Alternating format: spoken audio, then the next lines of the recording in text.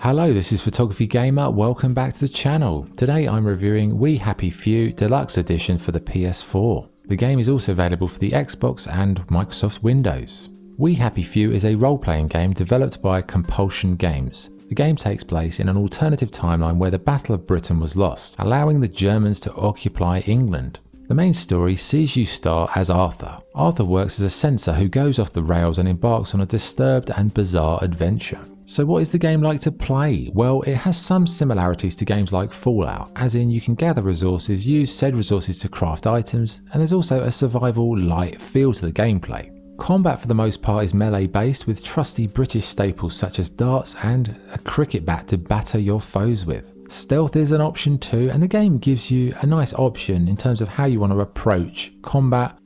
Things like clothing and joy status affect how the locals will treat you. You know, if you're in the slums, dress down, otherwise the angry mob will hunt you down, and if they know you're not taking your joy pills, they might come running for you.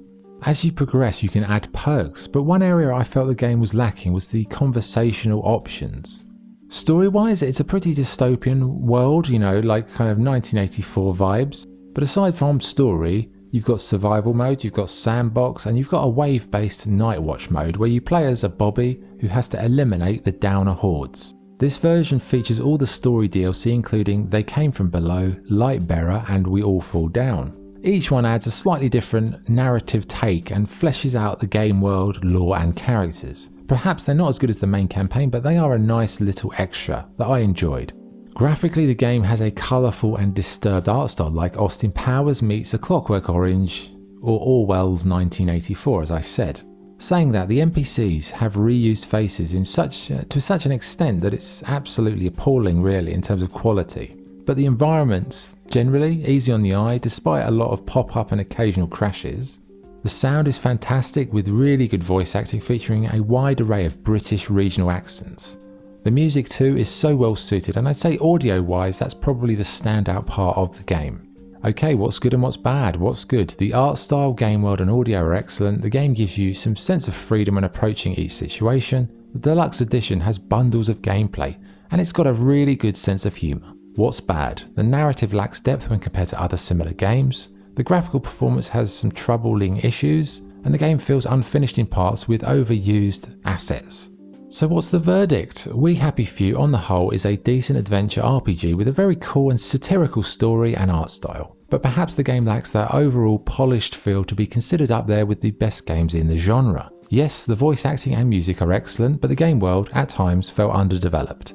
Yes, the combat was simple and fun, but a lot of the RPG elements felt tagged on and not as relevant as they could have been. Also things like NPCs mostly looking alike, lots of graphical pop-up and a few hard crashes.